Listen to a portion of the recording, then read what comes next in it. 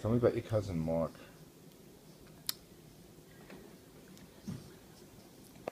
Mark Levine. Okay, here are stories about Mark Levine.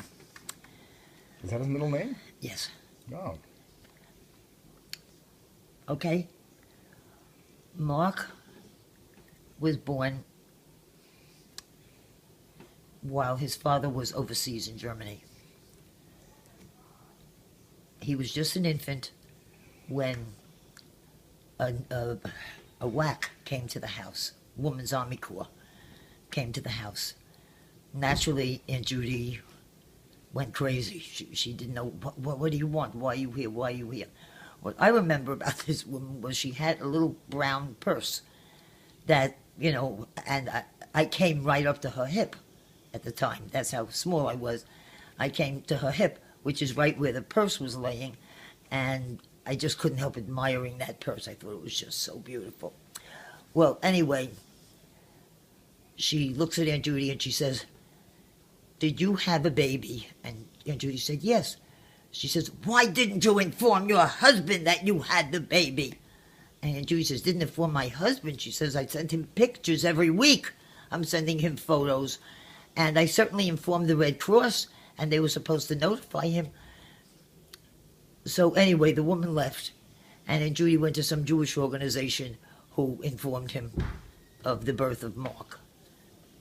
Now, when Mark was born, he obviously was a funny face baby, infant, because Aunt Judy said she's laying in bed, and there's a couple of nurses by the door. One is holding an infant in her arms, and says, says to one of the other nurses, "Did you meet Murphy?"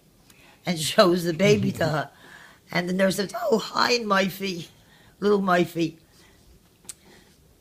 And then the nurse comes over and brings this baby to Aunt Judy. So Aunt Judy says, no, that's not mine. That's the Murphy baby." She says, no, we just call him Murphy. She says, "That's what the Irish do. When they have a funny-looking kid, they call him Murphy." So Aunt Judy cried. She said she cried that he was a funny-looking kid. Well, months later, he was born, I think, in November, if I'm not mistaken. So months later, in the spring, when it was warm out, she had him out. We called it an airway. It was a little gateway in front of the house. He's in Brooklyn. In Brooklyn, yes. In front of the brownstone are these little, areas.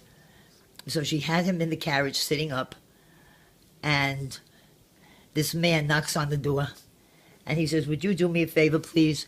He says, "I'm late for work almost every time he's out there because he is so gorgeous. He's so precious. I can't help it. I have to sit and talk to him for a minute. I have to, play with him for a minute." He says, "And I'm late for work all the time." So he said, "So please, can you keep him in?" The guy worked at the Brooklyn Navy Yard. Okay. Which they came down our street, Wilson Street, to get to. And so Andrew said, "Okay, I'll keep him in until you pass." Because she says he went from Murphy to making people late for work because he was so gorgeous.